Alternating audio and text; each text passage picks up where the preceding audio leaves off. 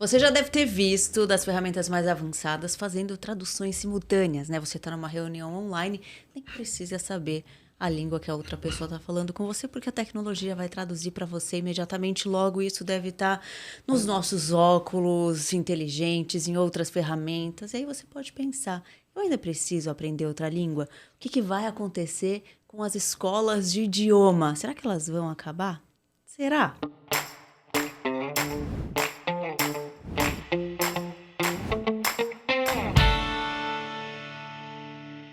Continuando no tema educação, que é o nosso assunto aqui no Gente que Empreende durante o mês de outubro, a gente vai falar sobre o aprendizado de idiomas, como as escolas vão precisar se adaptar, novas ferramentas que a gente tem para aprender e ser mais fluente em um novo idioma. E eu tô aqui com o especialista Diogo Aguilar, fundador da Fluency Pass. Tudo bem? Tudo ótimo, Juliana.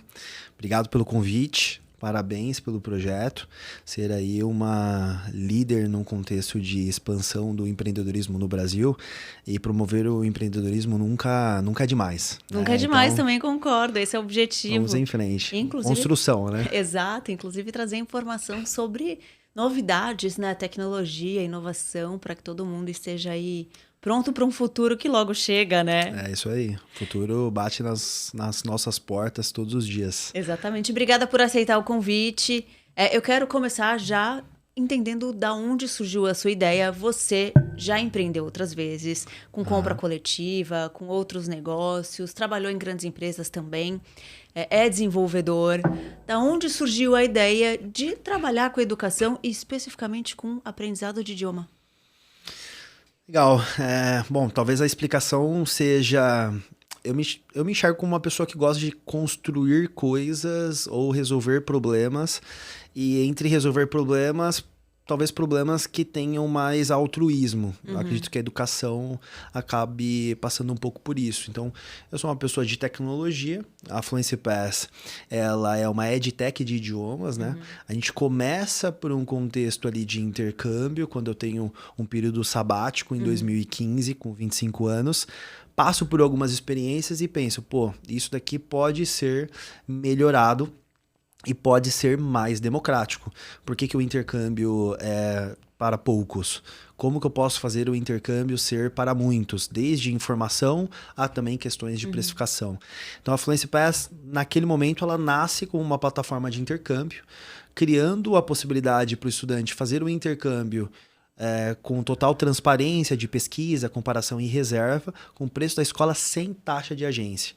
E ali a gente vira o vilão das agências de intercâmbio, mas talvez a empresa amada pelos clientes, né?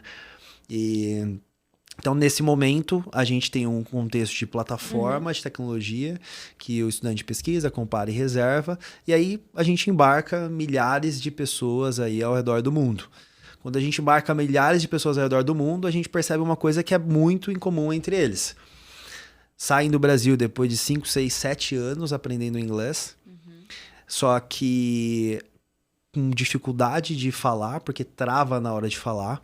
E aí você imagina, pessoas às vezes que investiram 100 mil reais, saem com certificado avançado debaixo do braço e falam, pô, agora eu vou pro intercâmbio para resolver meu inglês. Quando chega na escola, lá no exterior, independente do país, faz o teste de nivelamento e fica no nível básico ou pré-intermediário. E aí tem um enorme choque. E a gente vendo isso nos nossos consumidores, a gente falou, pô, então por que a gente não cria o ciclo completo da fluência? Uma jornada que conecta desde o momento que você está aprendendo inglês até o momento da imersão. Criando, então, o que é hoje a Fluency Pass, com uma escola digital, conversação em grupo, aula particular e intercâmbio, na mesma jornada de aprendizagem, sem o estudante ter que contratar diversas soluções. E aí, quando a gente pluga a jornada, ele já vai fazer o intercâmbio de forma totalmente conectada, sem gerar essa dispersão de expectativa, talvez no momento que ele estava estudando aqui, né? No momento que ele vai estudar lá fora, mas também de uma maneira muito mais democrática, porque hoje, dependendo do comparativo de solução, chega a ser até 20 vezes mais barato.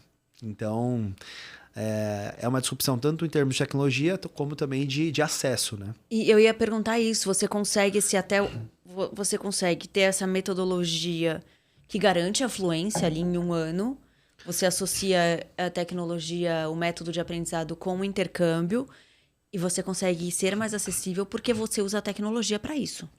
Exato. Então a diferença, por exemplo, quando você vai para uma escola tradicional, geralmente você vai ter ali um contexto de uma aula semanal. Por exemplo, eu tenho aula quinta, sexta, sábado, e aí você vai ter o quê? Menos prática. Por isso que assim, você vai demorar normalmente coisa de 4, 5, 6 anos para ter uma fluência no inglês. Então o que que a Fluency Pass faz quando ela vai pensar na metodologia? A gente pensa, dentro da sala de aula, quando o estudante ele vai para uma escola física, o estudante tem o quê? Uma aula que está sendo dada por um professor e cada professor ali às vezes vai dar a aula de um jeito. Então a gente pensa, por que que isso não pode estar gravado com exercícios, práticas de memorização, para que possa ser acessado 24 horas por dia? Porque eu só estou ali replicando uma aula. E aí, ao invés de a gente usar a pessoa para a execução do serviço para a aula, a gente coloca, então, o professor para o contexto de prática. Então, por isso que na Fluency Pass, o professor ele entra onde? Na prática de conversação. Então, o estudante tem lá, a cada 30 minutos, possibilidade de praticar.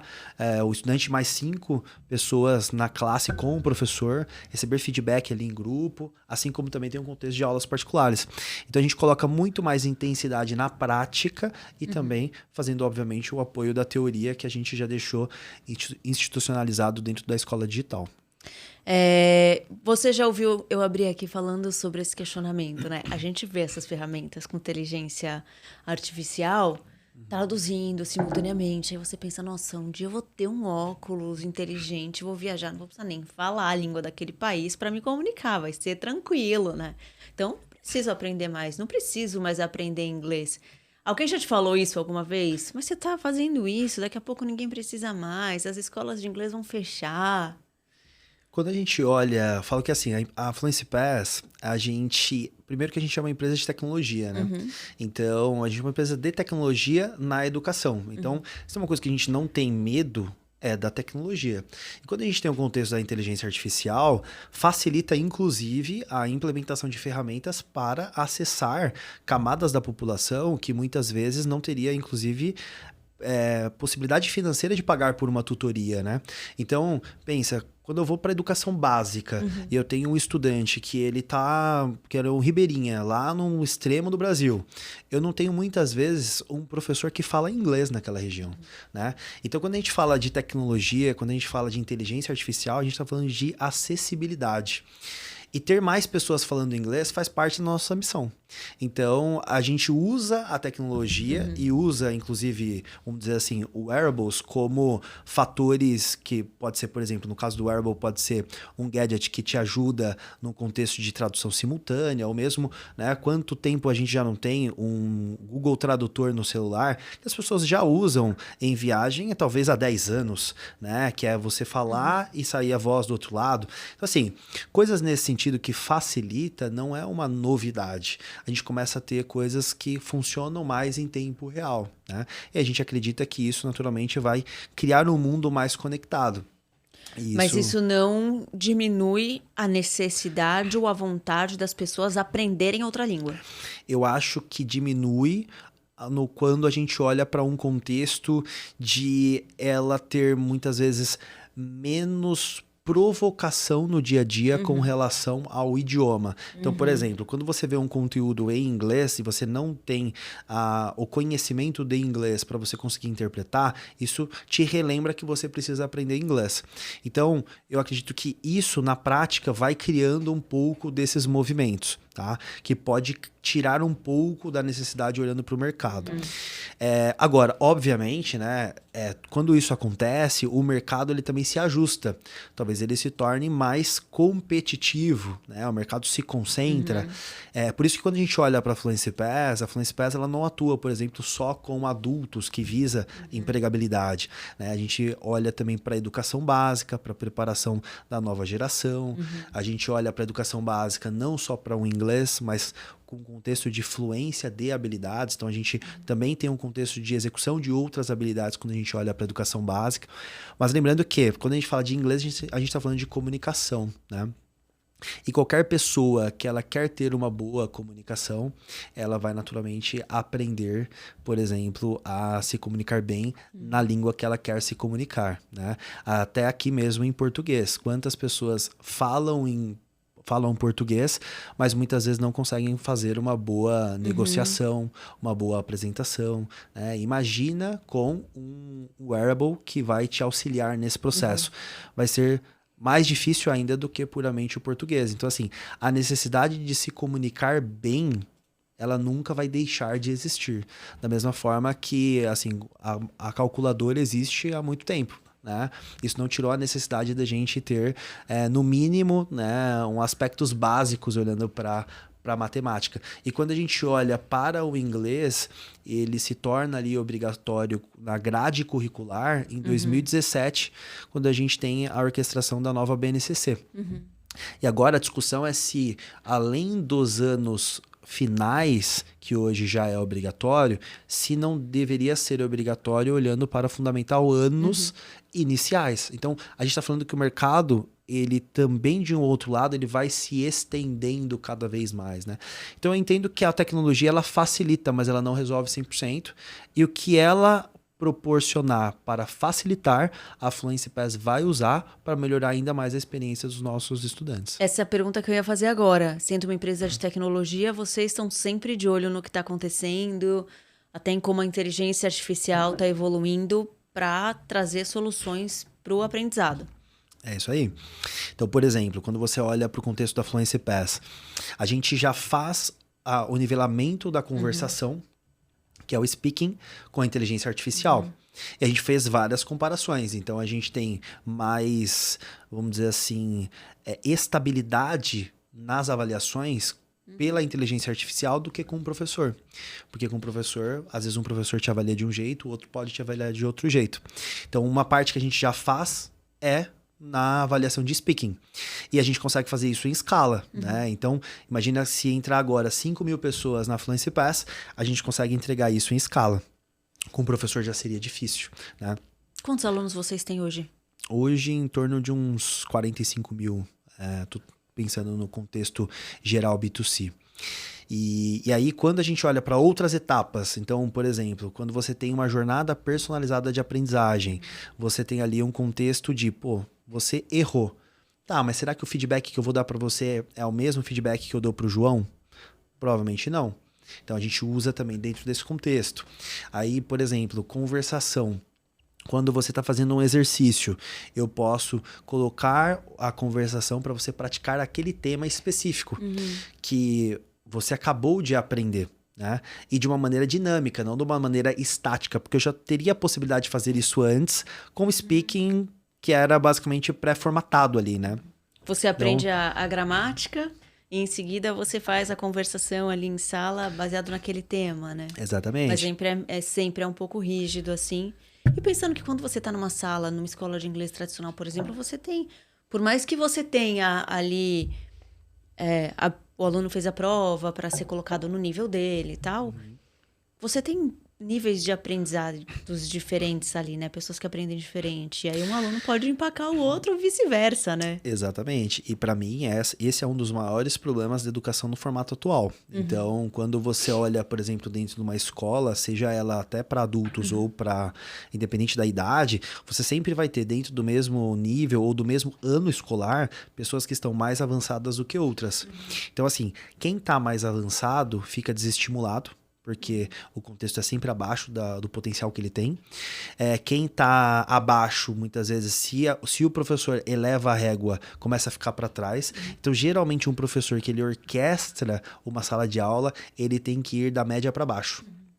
Muito interessante como a tecnologia pode ajudar justamente nessa personalização, que é algo que vocês fazem, né? É isso aí. E conseguir escalar essa personalização. Então, se eu queria um inglês personalizado, eu tinha que contratar um professor particular. Exato. Hoje eu não preciso mais necessariamente contratar um professor particular, né? Sim. Eu contrato vocês e vocês vão ali me dar um método que faz sentido para o meu nível, que faz sentido para minha forma de aprender também, né? É isso aí.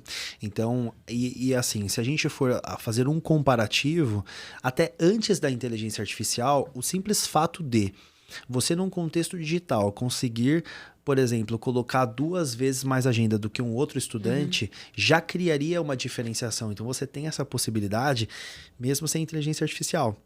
Então, assim, são contextos que, quando a gente começa a criar mais liberdade no aprendizado, a gente tem a possibilidade de o estudante, cada um ali, fazer meio que a sua jornada, né? Até porque cada estudante tem um nível de engajamento. Então, a tecnologia, ela entra para, né, deixar isso ainda mais envelopado ali num contexto para você. Então, assim, quanto mais a gente vai avançando, mais eu vou entendendo. Ah, Juliana gosta disso. Pô, então na hora que eu vou fazer um exercício, por que eu não posso fazer um exercício de coisas que ela gosta mais? Quando eu vou, por exemplo, olhar para temas, que são coisas que a gente se provoca sempre, né? Por exemplo, temas de aulas particulares. Eu posso olhar para coisas que, com inteligência artificial, eu posso já começar a criar rotinas de aulas particulares para você, que tem a ver, por exemplo, com um desafio que você tem hoje no trabalho, por exemplo, entendeu? Então, esse nível de personalização, sem inteligência artificial, dependeria de muito capital humano, e geralmente acaba criando ou sendo entregue por soluções que cobram mais caro, né? Então, olhando para o contexto de evolução de tecnologia, facilita demais, porque também o acesso se torna mais democrático, né? Quando você resolveu montar a empresa, e aí você foi por etapas ali, né? Então, primeiro vocês tinham foco em intercâmbio, depois de um tempo que vocês incluíram também o modelo de aprendizagem. Para criar o método, para entender o que faria sentido para o aluno como produto para oferecer, você não é professor, não era um especialista em educação até então. Você procurou alguém para auxiliar nisso? Como foi esse processo? Eu diria que a metodologia, ela passa um pouco pela minha experiência, porque a visão, ela foi minha, mas a concepção, ela foi acadêmica, né? Então, a minha história é um pouco assim. Eu aprendi inglês no Brasil, na teoria, e tinha dificuldade para colocar em prática. E na República Dominicana, eu aprendi a prática e não sabia se eu estava falando certo. Porque lá, eu fui para lá sem saber nada de espanhol, quando eu morei na República Dominicana. E aí eu fui aprendendo na rua, né? Então eu diria que eu tinha o espanhol da rua. Mas eu não sabia se eu estava falando corretamente. Então eu falei, bom, aprender espanhol dessa forma tem um gap. E aprender inglês como eu aprendi também tem um gap. Então a gente tem que criar um método que tenha teoria e prática. Então, o conceito do ciclo completo da fluência, da integração da jornada, que foi quando eu vejo o problema do meu estudante, e aí eu plugo com a minha história de aprendizagem do idioma, aí eu entendo, porque como consumidor, eu entendi qual era o gap ali da situação, né? Porque a escola física, ela colocava totalmente o custo e a despesa dela para a execução do que seria a aula que poderia ser gravada. Ao invés de usar esse dinheiro que ela está pagando para o professor para colocar prática de conversação.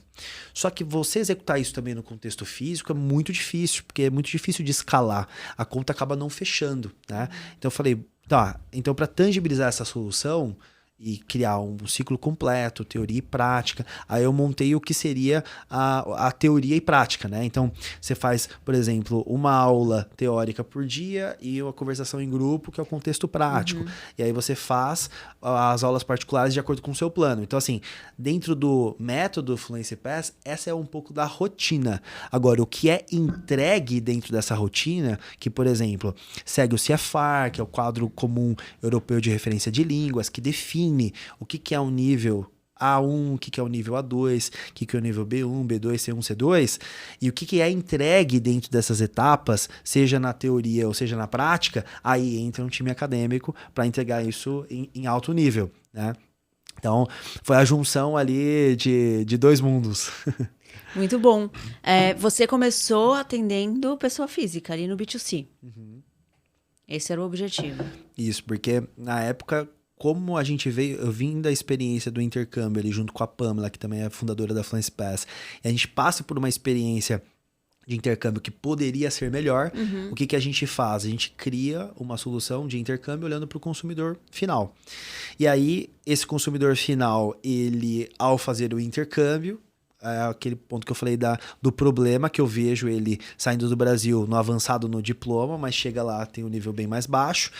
E aí a gente começa a expandir o que seria o ciclo completo. Tanto que no começo a nossa marca não era nem Fluency Pass, chamava Intercâmbio Direto, porque ela era focada em intercâmbio, até a gente ver esse problema. Aí a gente tangibiliza uma solução mais completa, que é hoje o que a gente entrega como Fluency Pass, focando no nosso consumidor. Né? Então a gente expande a atuação que a gente já fazia para ele. E aí, como a gente está atendendo o consumidor, esse consumidor ele também é funcionário, geralmente, de uma empresa. Né? E aí, esse funcionário, ele começa a, como consumidor, pedir nota para conseguir reembolso da empresa. Então, o consumidor começa a levar a gente para as empresas, até sem necessariamente a gente colocar isso no nosso plano de negócio. E aí, quando isso começa a acontecer, a gente percebe que para entregar uma boa solução para a empresa, a gente precisa atender algumas coisas do RH. Então, a gente precisa criar uma visibilidade de desempenho para saber se o negócio está avançando conforme o planejado inicial.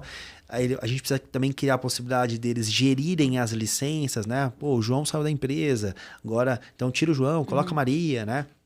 Então, a gente cria isso e lança uma versão a mercado para o contexto corporativo. E as empresas adotaram facilmente? Sim, porque quando a gente olha para o contexto corporativo, pensa que quando a empresa ela tem necessidade de ter um profissional que fala inglês, se ela não tem uma plataforma como a Fluency Pass, ela precisa fazer o quê? Ela geralmente vai lá, faz parceria com algumas escolas, ou o funcionário, cada um escolhe a escola que quer. Mas aí, imagina, cada escola vai avaliar de um jeito, então a empresa não sabe se de fato, né, o avançado é o avançado, se o intermediário é o intermediário. Ela vai receber várias notas, ela inclusive não sabe se essa nota é quente ou ela é fria, porque às vezes o funcionário, a gente já pegou alguns casos que o funcionário emite um recibo que não é um recibo verdadeiro, só para conseguir um reembolso, né? Então... então funciona. Tô fazendo inglês, só que não. Ou tá fazendo, ou assim, a pessoa tá fazendo, mas na verdade ela só tá pagando. Então, com a visibilidade, a empresa sabe, porque a empresa ela não quer te dar algo, né? Ela quer te dar algo com benefício de algo em troca. Então, é meio que um combinado de preciso que você saia do nível tal para o nível tal, e eu tô te incentivando a fazer.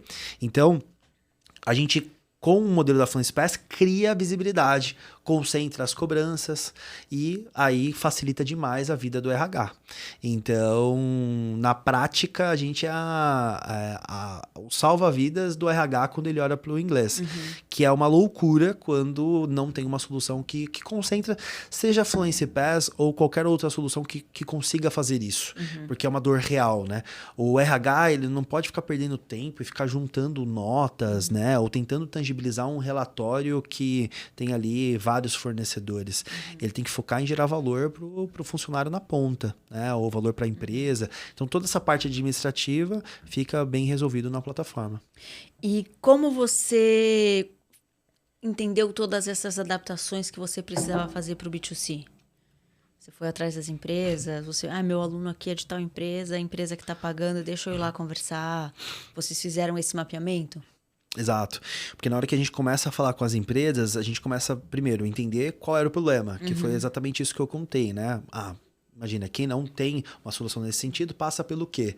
Vai ter vários recibos, não vai ter a centralização da informação. Então, a gente precisa tangibilizar isso como plataforma. A gente começa a falar com RHs, entende que essa é a dor, e aí a gente vai e mostra agora para eles que eles já estavam, por exemplo, recebendo os recibos dos nossos estudantes, mas poderiam ver isso já totalmente direto dentro da plataforma. Né? Então, naquele momento, a gente basicamente faz um depara do que o mercado já tinha com outros concorrentes que já estavam no corporativo.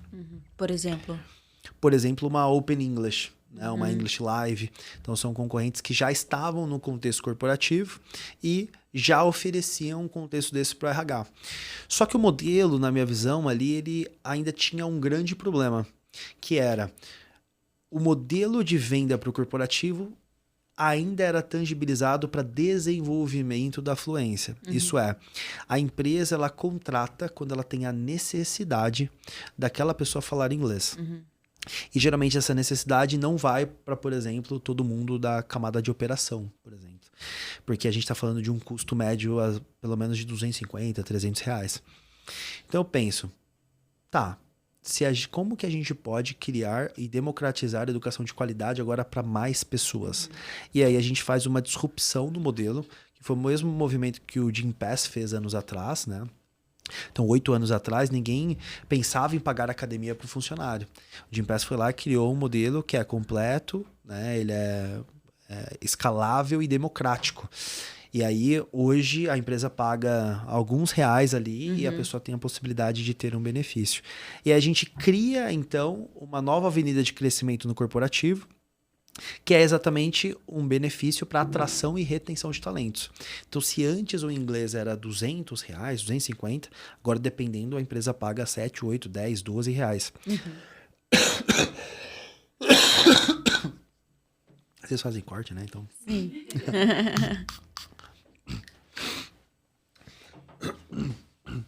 E eu sempre costumo falar que quando a gente fala de inovação, a gente não está falando necessariamente de tecnologia. A gente está falando principalmente de entender como resolver um problema de alguém, né? Que pode ser usando tecnologia ou não. Exatamente. E vocês conseguiram fazer isso em diversos níveis, né? Vocês tinham essa consciência, esse olhar para o mercado, para gerar inovação. Como foi esse processo para vocês? É que na minha visão como empreendedor, eu não gosto de criar algo que já existe. Então, todas as etapas que a gente gente fez de uma maneira que era diferente.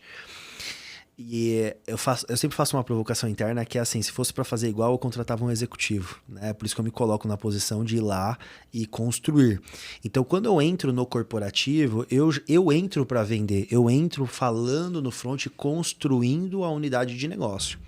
Aí eu entendo que há um gap e que a gente pode criar um movimento que é 1000 vezes maior.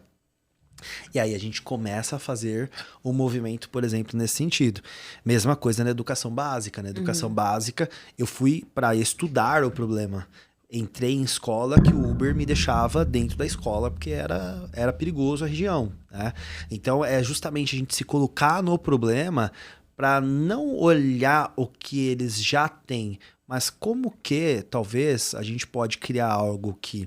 no contexto, por exemplo, da Fluency Pass, que pode ter uma educação de alta qualidade com um preço democrático, né? Porque, assim, sempre é tangibilizado em mercados que não é o contexto de tecnologia, que geralmente o melhor é o mais caro, né? Então, eu acho que a proporção entre qualidade e preço com relação à Fluency Pass, a gente sempre foi imbatível. Por isso que, aonde a gente entra, normalmente a gente ganha muito espaço de mercado. Porque essa oportunidade de criar algo que seja com qualidade, preço democrático, é algo que não é tão fácil de fazer. E você teve resistências? Porque, por exemplo, então você teve uma experiência frustrante no seu intercâmbio. Na hora da contratação, da negociação com agências, vocês foram lá e criaram algo para resolver essa questão. E aí, a partir disso, vocês criaram uma escola de inglês com método diferente, com tecnologia, digital, e uniu as duas coisas. Você teve resistência das agências e do setor quando criou a solução do intercâmbio? Você teve a resistência de professores, de escolas, de alguma organização quando criou a solução da escola digital? Sim, sempre. Primeiro que, assim, a gente sempre foi não sei se o lobo mau ou não quisto pelo mercado de agenciamento de intercâmbio, né? Então, assim, lá tem uma associação, mas a gente não é... assim, entrar na associação diz que a gente minimamente vai seguir algumas práticas de mercado. Que vocês não seguem. Que, né, na prática, por exemplo, vamos supor, agenciamento, de taxa de agenciamento, né? Algumas coisas ali que é meio que... eu vejo a associação como uma forma de lobby, que é, vamos nos juntar e com base nisso a gente define aqui algumas regras entre a gente pra gente se proteger no mercado. Mas eu não estava olhando para o mercado, eu estava olhando para o consumidor. Então, quando a gente olha para o contexto de agência, a gente começa a primeiro já ter esse embate. Não à toa, um dos artigos que na época a Exame publicou, ela falou assim, que a gente era o intercâmbio sem agências, né? E aí, vocês eram uma agência ali, de certa forma, também. Enfim. Exato. A gente, no fim, diferente. É uma agência, né? Mas a headline, na época, acabou saindo dessa forma. O que funciona para vocês como posicionamento também. Né? Sim, também. Então, acho que ali já teve um pouco desse embate. Como o nosso preço sempre foi mais baixo, mas assim, é o mais baixo dentro das políticas estabelecidas. A gente nunca vendeu com dumping, por exemplo, né? Então, é $1.000, é $1.000. Né? Então a gente é muito transparente, a precificação está no nosso site. Mas isso sempre incomodou, porque muitas vezes o estudante chegava na agência com o orçamento da Fluency Pass. E aí, às vezes até fechava com a agência, mas a agência tinha que dar desconto, porque o preço na agência estava mais alto. Né? Então, obviamente, ninguém vai gostar disso. Então, eu entendo, acho que qualquer um que foi disruptar um pouco o mercado ou melhorar o contexto para o consumidor acaba passando um pouco por isso. Quando a gente vira Fluency Pass, aí eu acho que ninguém entendeu. Porque era inconcebível uma agência de intercâmbio ser uma escola de inglês. Então, assim, nunca tinham feito isso. Né? Então, quando a gente faz esse movimento e se posiciona como educação, cria o ciclo completo, a gente faz um modelo que não existe no mundo inteiro. Por isso que a gente tem um método único, porque a gente passou e pagou o preço de construir um negócio de intercâmbio antes de ir para a educação. Então, quando a gente compara, às vezes, algum concorrente da Fluency Pass, ele tem uma parte da jornada, mas não tem um intercâmbio, que a gente conseguiu resolver em 5 anos dentro do problema. Né? E vocês hoje, então, eu quero ficar fluente ali em inglês, contrato vocês, eu vou poder praticar, fazer as aulas, fazer essa parte educacional e depois quero fazer o meu intercâmbio. Vocês têm parceria com escolas? Como funciona essa parte, por exemplo? Exatamente. Você pode só fazer o intercâmbio se você quiser. Então, a gente te atende puramente no intercâmbio. Diogo, quero fazer 4 semanas em Nova York. A gente é a maior plataforma online de intercâmbio do Brasil e a gente vai te auxiliar da melhor maneira possível. Diogo, eu quero fazer inglês, depois quero fazer intercâmbio. Aí é o ciclo completo. Você começa no inglês online, vai fazer conversação, aula particular, e depois você resgata o intercâmbio no final. Esse também é o modelo que a gente criou no mundo, que é o intercâmbio via assinatura. Até hoje também ninguém conseguiu replicar com sucesso, vamos dizer assim. Né? Então, você pode fazer as duas vias. A gente atende das duas formas. E, às vezes, aí vocês têm parceria com escola que vão ter métodos parecidos? Não necessariamente. Quando o estudante ele só contrata o intercâmbio, a gente tem escolas que às vezes pode ter métodos diferentes. Porque a escola vai ter um método dela, por exemplo. Quando ele contrata na assinatura, no resgate, a gente atrela métodos que são similares.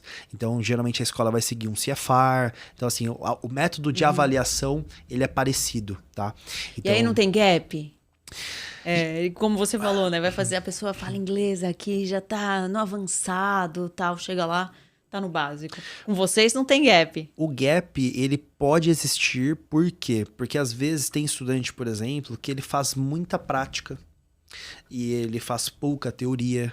Agora, se ele segue o método, aí ele teria um gap menor. Porque, assim, ainda assim, do outro lado, quem vai avaliar geralmente é um humano dentro da escola. Então, assim, pode ter um gap de avaliação, mas a medida de avaliação é similar. Tá? Então, assim, de acordo com o uso dele dentro da Fluency Pass, se ele seguir o método, que é teoria e prática, ele vai ter um gap muito menor com relação a isso. E essa é uma grande vantagem que as pessoas não entendem com relação ao intercâmbio. Às vezes a pessoa que ela tangibiliza fazer um intercâmbio, ela pensa em só começar a estudar quando ela vai fazer o intercâmbio. E é incrível que, às vezes, 4, 6 semanas que a pessoa colocasse um intensivo, porque às vezes ela não está indo para o intercâmbio do zero, ela já tem uma base. E aí, se ela desse essa lapidada antes, muitas vezes ela economizaria um nível lá no exterior. Porque às vezes em algumas semanas ela consegue já pular um nível. E um nível no exterior vai te tomar, pelo menos assim, de 8 a 12 semanas. Então imagina, às vezes a pessoa poderia estudar um pouquinho no Brasil, pular um nível lá, por não fazer isso, ela fica num nível abaixo do que ela poderia ficar, e se ela fizer um intercâmbio de 4 semanas, ela não vai mudar de nível. Então, quanto custa um intercâmbio de 4 semanas com tudo incluso? Então, não é inteligente não fazer inglês antes do intercâmbio. Muito bom, interessante. E essa é uma coisa que a pessoa geralmente só aprende, ou ouvindo o que eu tô falando aqui, né? Ou pós-intercâmbio. Poxa, devia ter feito de outro jeito para ter tido Que ela um fala resultado assim, melhor. putz, eu acho que eu tenho um nível que é acima da galera que tá na sala. Mas porque ela errou 2, 3 perguntas, ela ficou nesse nível. Se ela tivesse acertado, ela teria ficado no nível superior. Entendeu? Então, assim, são coisas que eu acabei passando por isso. Porque na correria de fazer intercâmbio, como eu decidi fazer muito rápido, eu não fiz um investimento ali mais intensivo, do tipo, nossa, eu vou pegar 8 semanas. Então eu ficava na sala assim, meu inglês é melhor do que desse árabe aí. Pô, aquele japonês ali, ele nem abre a boca, né? Então eu passei por uma coisa de intercambista. Frustrante tô no nível errado. Exato. Depois eu entendi que, por que eu tava naquele nível. Mas se eu tivesse feito um intensivinho ali um pouquinho antes, com certeza eu teria passado um nível, já começaria no nível acima. Então, por isso que não faz sentido uma pessoa não fazer o inglês online da Fluency Pass e depois fazer o intercâmbio. Não faz sentido algum. Financeiramente falando, fazer o intercâmbio é muitas vezes acima do que o contexto online no contexto Brasil. Então, o ideal é adotar, de fato, o método como um todo. Começar nas aulas e aí fazer o intercâmbio. E outra coisa, o intercâmbio não vai resolver o seu inglês. Se você não pegar o hábito de estudar inglês, de colocar o inglês dentro do seu contexto, você vai aprender, assim como você desaprende, você enferruja. Então, o hábito de colocar esse contexto e estudar já deveria estar na sua rotina. Quando você fizer um intercâmbio, depois você vai ter que colocar na rotina, senão você vai acabar perdendo o que você aprendeu lá. Né? Então, por exemplo, hoje, meu nível de espanhol não é o mesmo nível quando eu saí da República Dominicana, porque eu pratico o espanhol quase nunca aqui no contexto Brasil. Falo. Provavelmente ainda vou colocar algumas palavras ali em português, vou colocar um portunhol, né, uma hora ou outra, e muitas vezes, inclusive, sem perceber. Mas por quê? Porque manter um idioma é tão importante quanto chegar lá, né? É aquilo que a gente fala, né? A gente não é nada nessa vida. Então, a gente é o Estado naquele momento. Então, é igual academia. Academia, você não tem como falar assim, eu me dediquei muito bem em um ano. Agora, nunca mais vou pra academia. Então, o inglês é a mesma forma. Tem que praticar. Tem que praticar. E como você vê o setor como um todo? Como que as escolas se posicionam em relação à tecnologia, ao avanço da inteligência artificial, por exemplo? Então, hoje, uma das coisas que as pessoas têm um pouco de dificuldade de entender é que é difícil uma empresa de educação fazer tecnologia. Então, quando a gente olha, por exemplo, transformação digital, são pouquíssimos e raros casos de empresas tradicionais que conseguiram fazer com maestria uma transformação digital. Então, quando eu olho para o contexto de educação, eu vejo a tecnologia muito presente. E parte da dificuldade do setor de educação é fazer movimentos como a Fluency Pass fez por ser um player nativo de tecnologia entrando na educação. Né? Então, boa parte dos players tradicionais hoje ainda não tem algumas das tecnologias que a gente tem. Né? Então, eu não vejo uma melhoria no modelo se não tiver um uso intensivo de tecnologia para conseguir entregar com mais personalização, com mais prática e que não sejam tangibilizados ali puramente na hora-aula do professor. O professor é o que eu falo que ele é o nosso super-herói, né?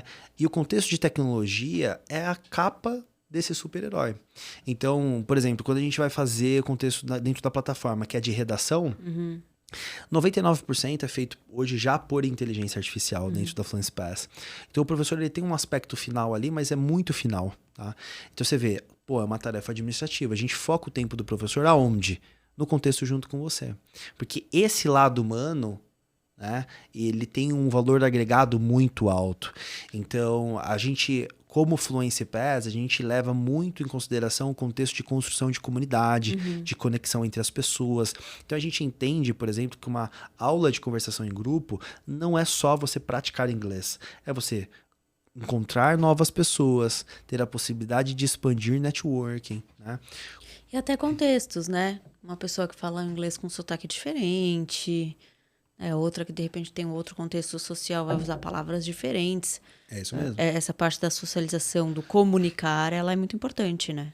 Porque no fim, a vida, por mais que a gente tenha tecnologias e inteligência artificial, ela acontece entre humanos, né? Então, eu vejo que a tecnologia ela não é o fim, ela é o meio para a gente ter uma vida mais acessível, uma vida mais completa, com maior qualidade. E aí você entende que... E aí nem só pensando em escolas de inglês necessariamente, mas em outros contextos, outros cenários também. Você acha que a educação precisa olhar mais para a tecnologia como ferramenta? Sim, eu acho que o setor ele tende e está olhando cada vez mais. Então hoje já é relativamente comum ter ferramentas de apoio ao professor. Assim, eu acho que assim, a gente tem um desafio que não é só tecnológico, é um desafio de pessoas de fazer adaptação à tecnologia também, né? Então, a gente tem um contexto de educação no Brasil que ainda, muitas vezes, você tem professores dentro da sala de aula que são professores de era pré-internet, né? E tem muita dificuldade, inclusive, de usar uma planilha. Então, por isso que o uso da tecnologia ele tem que ser empregado, mas também de uma maneira que seja o mais fácil possível, para que o uso seja adaptado à rotina do professor de uma maneira que não crie um atrito na utilização. Né? E você imagina... hoje vocês são focados em inglês. Você imagina outros idiomas ou outros tipos de aprendizado, até de tecnologia, por exemplo? A gente tem uma tese nossa que, quando a gente olha para idioma, a minha aposta, pelo menos como visão, é no inglês. Eu acho que players que tentaram fazer outros idiomas fizeram mais, assim, colocaram mais recursos e pouco retorno. Porque é mais fácil você vender o próximo inglês do que o próximo italiano, por exemplo. Então, eu também acho que, por exemplo, um mandarim, um chinês vai aprender inglês antes de você aprender mandarim. Né? Isso pode mudar? Talvez pode mudar, mas assim, eu não vejo isso acontecendo e sendo tangibilizado em pelo menos 3, 4 décadas. Então, a nossa aposta continua sendo no inglês, em ser a melhor e mais completa solução olhando para o inglês. Quando a gente olha para a educação básica, eu entendo que ali a gente tem outras possibilidades e a gente vai para um contexto de fluência de habilidades. O inglês é uma delas. Eu nunca acreditei em carreira. Isso desde 15, 16, 17 anos de idade. Eu acho que a gente é um conjunto de habilidades que, ao ter essas habilidades desenvolvidas, a gente consegue vendê-las, inclusive envelopar elas em conjunto para tangibilizar alguma coisa. Então, o inglês, assim como outras habilidades, podem ser ensinadas em eras diferentes. E quando a gente olha para a tecnologia e o contexto de inteligência artificial, a gente fala de uma disrupção social. E para isso ser resolvido, a educação é o meio. Então, a tangibilização da educação básica, inclusive olhando para upskilling, reskilling, olhando para adultos, passa totalmente pelo contexto educacional. Então, é aí que a Fluency Pass está. A gente é o próximo passo de quem quer vencer na vida, em termos de mobilidade social para um adulto, e a gente é o player que prepara a futura geração para que a gente tenha um mundo melhor. Então, o que a gente tem que fazer para isso acontecer? Aí não me importa qual é a habilidade, a gente tem um ecossistema para fazer isso acontecer, entendeu? Pensando na educação básica ali. Pode ser a habilidade de falar inglês, pode ser uma outra habilidade. Exatamente. Muito bom, o que faz muito sentido. Isso que você falou de carreira é muito atual, né? Eu acho que a gente ainda não está pensando nisso, especialmente quando a gente pensa em formação, em ensino. Mas faz muito sentido, né? Tem empresa que já não está contratando pela formação, pelo diploma ou pelo nome ali do cargo. Eu quero uma pessoa que tenha tais habilidades. Se ela é formada em publicidade, se ela é formada em administração e medicina, tanto faz. Exatamente. Então, assim, eu acho que a faculdade ou alguns selos, eles são importantes para você furar alguns bloqueios, Uhum. né? Mas a tangibilização da habilidade é o que de fato você usa para se vender. Então, a pessoa que ela se fecha, por exemplo, eu sou isso, e ela não entende, por exemplo, né, o seu contexto. Então, como eu enxergaria, colocando na prática isso? Você tem lá uma formação de jornalismo, né? Eu entenderia que você tem uma habilidade de comunicação. Uhum. Agora, como você vai usar essa habilidade de comunicação em N formas, N formatos, né? Às vezes você pode utilizar isso para vendas, por exemplo. Né? Ou, né, usar a habilidade de comunicação com mais algum skill para criar um projeto, conseguir convencer parceiros a se engajar no projeto e aí, naturalmente, você conseguir dar o próximo passo. Né? Então, assim, eu acredito muito mais em um conjunto de habilidades que a gente vai acumulando no tempo e desenvolvendo, porque o mundo muda. E aí, quando muda, algumas coisas não mudam. Então, você sempre vai precisar se comunicar, vender, fazer marketing, pode mudar talvez a rede social, né? Mas assim, ainda é comunicação. Então, é muito mais sobre entender de pessoas e E menos saber... da ferramenta e da tecnologia em si. Exato, exatamente. Você Então, acredita que a sua história, né, como empreendedor, como profissional, passa por isso que você está falando? E eu te acho, ajudou a construir a sua empresa hoje? eu acho que sim, porque eu nunca me enxerguei. Eu sempre me enxerguei. Assim, eu tenho uma boa consciência desde os meus 16 anos de uma coisa. Que, primeiro, eu sempre me enxerguei como um empreendedor. Então, quando eu fui a mercado aprender tecnologia como programador, era porque eu queria ter uma empresa de tecnologia. Então, eu me enxergava como alguém sedento por conhecimento e que queria conhecer várias coisas para conseguir criar e tangibilizar uma empresa que, na prática, é a solução do problema existente. E aí, quando a gente olha para esse problema, aí óbvio que eu vou olhar para o que eu tenho de habilidades e entender o que eu tenho alta probabilidade de ter sucesso. E aí eu olho para coisas que tenham a ver, por exemplo, com algumas revoluções que eu vi acontecer e estou nela. Então, primeiro, a revolução da tecnologia da informação. Então, anterior a ela, né, Revolução Industrial, eu não tenho alguns conhecimentos de automação, de parque fabril, coisas nesse sentido. Mas eu participei da de tecnologia. E também participei da revolução da internet. Então, como alguém empreendedor de tecnologia com algumas habilidades, vou lá e penso, vou criar uma solução de tecnologia para a educação e aí uso as habilidades para fazer isso acontecer, né? Você imagina abrir outra empresa ainda em outro setor, fazendo outra coisa? Eu diria que pode ser que sim. Hoje ainda não está nos planos. Não, eu acho que a gente tem um desafio grande demais, né? Se a gente for olhar, a Fluency Pass, ela é um ecossistema, né? Então, quando eu pensei em criar novas coisas, eu criei dentro do ecossistema e ele se impulsiona. Então, às vezes eu vejo empresário com vários... Tem empresário que às vezes eu falo, ele fala assim, não, eu tenho 32 empresas. Eu falo, Jesus Cristo.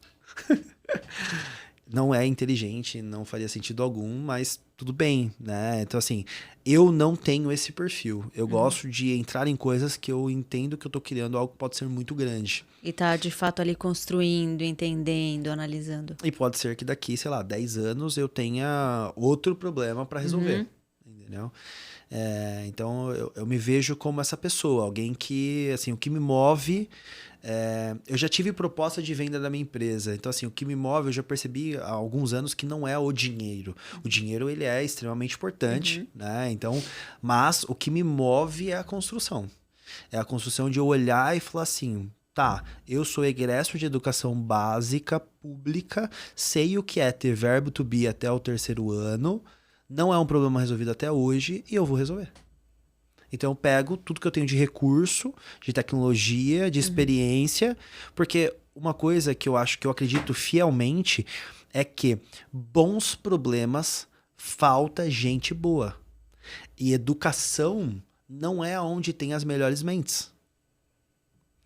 Algumas das melhores mentes estão resolvendo outros problemas. Porque educação talvez não seja o negócio mais sexy do mundo. Né? Então, pô, talvez o setor bancário, o setor financeiro, quando a gente olha, né, o boom das fintechs, onde o múltiplo é maior. Então, assim, agora a inteligência artificial, às vezes está olhando para algumas outras coisas que no curto prazo, né, ou o empreendedor poderia ganhar mais, vamos dizer assim. Né? Interessante isso que você está falando, acho que é muito verdade. Inclusive, as edtechs sempre ficaram um pouco de lado, né, nas discussões, quando a gente falava aí de startups e tudo mais. E eu tenho tido uma preocupação quando a gente fala de educação, e é por isso, inclusive, que a gente tem esse tema nesse mês de outubro, que é a educação precisa mudar radicalmente nesse cenário que a gente está vivendo. É isso aí. Então, a gente fala de inteligência artificial e às vezes as coisas estão parecendo ainda distantes. Daqui 2 anos já não vai ser. Já vai ter mudado tudo e as escolas estão do mesmo jeito, oferecendo as mesmas aulas na mesma lousa que a gente teve aula. É isso aí. Será que faz sentido, né? Será que faz sentido a gente ainda ter a aulinha de história do mesmo jeito, a aulinha de geografia do mesmo jeito, a aulinha de matemática, a aula de inglês do mesmo jeito? É isso. Muito provavelmente não, e já não faz hoje. Sim. E a gente vê isso ainda sendo replicado, né? É isso. E eu não percebo pessoas discutindo essa questão, sabe? Como que eu vou trazer inteligência artificial para a sala de aula? Como que eu vou trazer novas habilidades que essas crianças, adolescentes, jovens precisam aprender para estar no mercado daqui para frente, para atender novas expectativas, novas demandas, né? Eu acho que essa discussão, ela é urgente. Totalmente. Então, por exemplo, agora a gente tem discussão do Plano Nacional da Educação. Assim, quantas mentes brilhantes ou quantos empresários estão olhando para isso e discutindo isso. Independente de estar ou não no setor de educação. Porque o que eu estou falando não é sobre educação. O que eu estou falando é sobre o Brasil. Eu acho que a construção de uma nação, ela passa pela construção de uma boa educação. Então, hoje eu participo de grupos de negócio, né, e tudo mais, eu vejo todo mundo reclamando que, tá difícil isso, tá difícil aquilo, pô, o Brasil não sei o quê. Tá, mas como resolver então? Eu acredito que a solução, ela é a educação. Eu não diria nem que ela passa pela educação, ela é a educação. E assim, o quanto de fato as pessoas estão investindo, não só dinheiro, porque as pessoas acham que, assim, eu posso colocar o meu dinheiro, mas outra coisa é eu colocar a minha mente para resolver o problema. Isso tem uma diferença enorme. Uma coisa é eu criar uma fundação e eu captar dinheiro de todo mundo. Outra coisa é eu colocar a solução, a minha mente, para resolução de um problema. Eu acho que o jogo muda, né? Agora, óbvio, a gente está falando de um país que tem N interesses. Então, talvez o interesse do contexto Brasil não é necessariamente ter uma educação de qualidade, né? Então, assim, o que a gente tem que talvez refletir sobre o Brasil qual é o país que a gente quer criar e começar a trabalhar nele agora para ele dar frutos daqui 20, 30 anos. Que foi o que a gente deixou de fazer, né? Exatamente. Vamos ver se não é tarde ainda. Diogo, normalmente eu termino o episódio pedindo uma dica, né? Para quem empreende ou para quem quer começar, enfim. E eu queria que você desse uma dica. E aí eu até tenho uma pergunta, assim. A sua dica, ela passa por educação? Eu acho que pode passar. Talvez eu possa inclinar ela para educação. Eu acho que a minha dica é nunca pare de aprender. Esteja atento ao que acontece, tenha empatia para ouvir, para tangibilizar boas soluções e se reinventar no tempo, né?